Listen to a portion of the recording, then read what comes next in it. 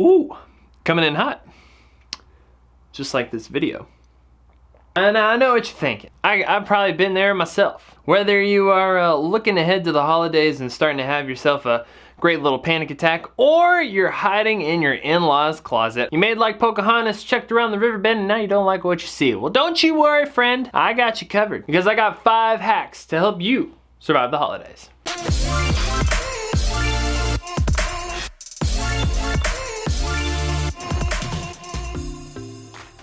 What's up everybody, DJ here with, actually I'm gonna put this down. What's up everybody, DJ here with Creators Therapy, and I'm bringing you a brand new video, and I'm so excited about this one. I am here with your holiday lifesaver. Let's get right down to business. It is the holidays, they are upon us.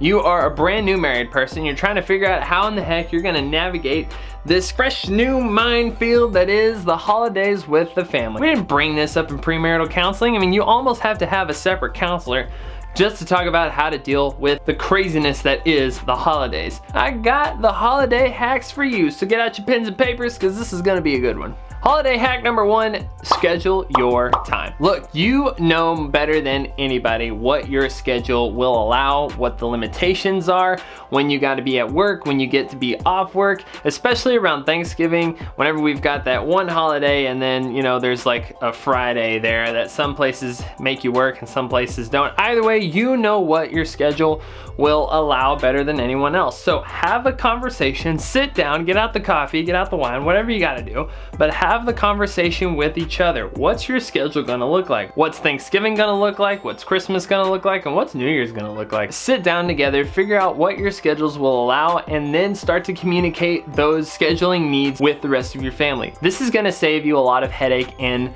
the long run, because the better ahead that you can get of all of this craziness, the more that you have a say in how things go. And believe me, contrary to popular belief, you do have a say in how your holidays are gonna be spent. I mean, you're a married person now, you're like a grown-up, you know?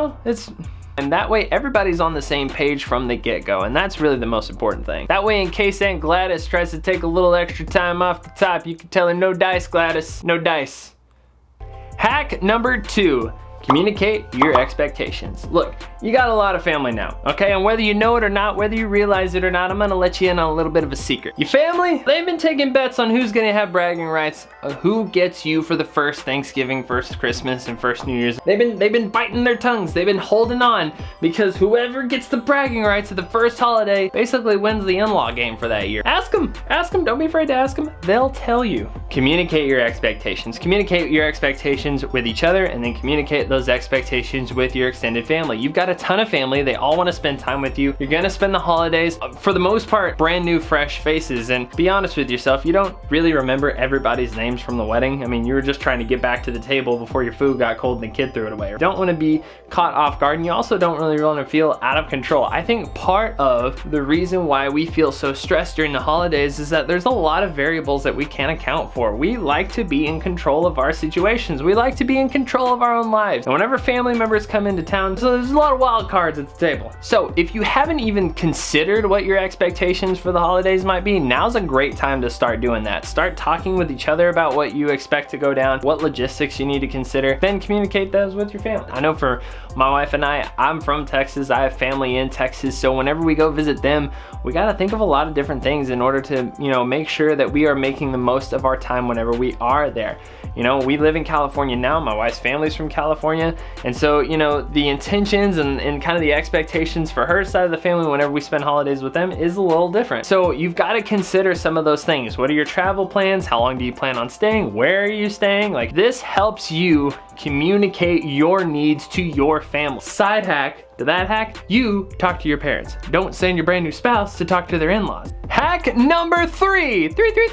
Oh, that came out of nowhere. Hack number 3, make time for your own traditions. I love traditions. They're probably one of my most favorite things about the holidays. I know for one side of my family, we don't even consider eating Thanksgiving meal until the Cowboys are on the TV. And for the other side of the family, we may not open Christmas gifts until Christmas Day. Whatever your family's traditions, be be sure to make time for your own traditions. This is a really fun way for you both to kind of start to take ownership of the holidays. I know up to this point, you've probably really only experienced your family's traditions, and those are great traditions. You should incorporate those into your family now. But one fun thing is to start kind of thinking of ways that you can make the holidays your own. What are some traditions that you both can kind of start to celebrate as your little family unit? Whether you've got kids now or you don't have kids, whether you're planning on having kids or not planning on having kids, eventually somewhere down the road you may have a bunch of family and friends over. You want to take part in some traditions. Maybe if you've got both sides of the family in, they can kind of take part in the traditions that you've come up with, which I think makes it really, really cool. One of the things that my wife and I do every year is we buy a Christmas ornament. You know, it signifies,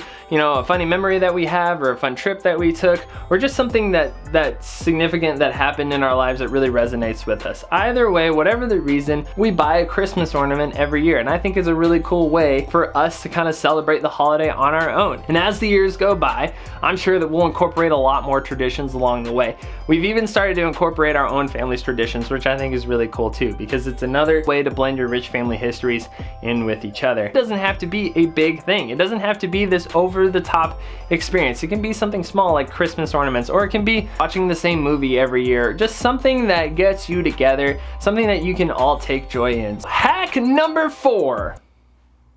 Hack number 4, make time for each other. Now, I'm just gonna say it. I'm just gonna say it. Your family's a little bit crazy, okay? Sometimes your spouse just needs a little elbow room, just needs a little breathing room. Just, you know, people are all up on me. They're all up about business. All kidding aside, the holidays can be very overwhelming if you're not spending it with your family, especially the first year or two into marriage or into, you know, the committed relationship. It can be really overwhelming. It's really important that you take the time to kind of check in with each other and make time for each other. Go get away, get out, you know, maybe if the house needs more ice, or more eggnog, or more rum, just a terrible tornado of all three. Party's getting dry, guys. We gotta go, you know, we gotta go restock on things. Whatever it may be, make sure that you take time for each other, and be sure to communicate that with each other. Have a plan going in of when you're gonna make some time for yourself. Whether it be, you know, kind of a key phrase, or, you know, one of these.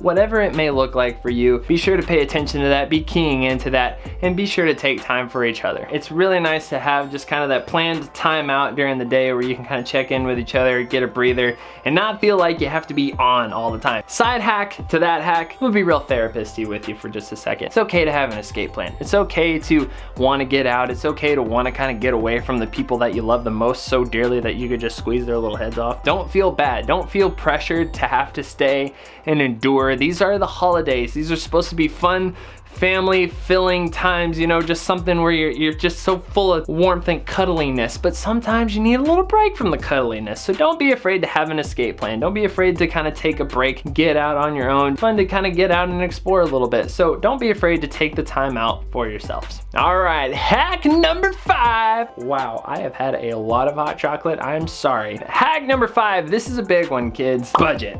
Let me say it again, budget. Biggest thing here is that you've got a lot more family now. So instead of just buying for your brother, your sister, your mom, your dad, and that weird cousin that won't move out of the house, you basically double that. So now you're both responsible for both sides of the family. However you decide to purchase gifts, whether it's, you know, one person individually gives a gift to one person individually, or you kind of give gifts as a family, or you make gifts, whatever the case may be sure to budget, because now you're spending money on more people than you're used to. So beware of that and start to save money sooner. I would start saving Christmas money in like September or October. Be sure that you give yourself a couple months of a buffer, kind of a space to be able to put some of that money aside so that you can make, you know, purchases for gifts, or, you know, write out a coupon book. That's always fun too. However you decide to do gifts, whether you decide to make them or purchase them, you have to have money to do either one. So be sure to budget, because you don't want to get on the other side of Black Friday or the other side of December and not have enough money for electricity. So last hack, and we'll finish with this one, anticipate the awkward questions. When are you gonna have kids? Are you gonna eat that last roll? What are you gonna do when you get out of college? These can all be examples of really awkward questions to anticipate. I think chief among them is the child question, especially whenever you're a newlywed, because it's like you just got married and now they're asking you about kids and you're like, whoa, grandma, all right, can we have like 6 months? Can we just enjoy being married for a little bit? I'm still trying to pay off these gifts I bought for all of you. This can be really, really stressful and a really unnecessary. Can we take a time out for just a second? Turn the music off, because I need to take some time out here just for just a second Because I think I speak for all married people ever in the history of the world whenever I say it's not okay to ask, when are you gonna have children? Because I don't think that over the dinner table is the best time to discuss the ins and outs and ups and downs and stresses and complications that can arise whenever you're trying to have children. Can we just all agree that whenever we are pregnant, it'll be the first call we make because you're mom and dad and we love you most. I just had to get that off my chest.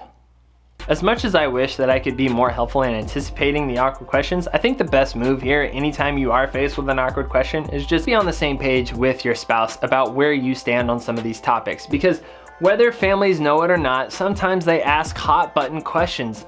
Give your family the benefit of the doubt. I'm pretty sure that their question is innocent. They're not cognizant or completely thinking about what that conversation might be like between you and your spouse. So give them the benefit of the doubt and have some patience whenever you are asked these questions. So that's why I say anticipate those. So that way you can kind of get yourself internally ready for those types of questions and be ready to answer them as best as you can. I hope these holiday hacks have been super helpful for you.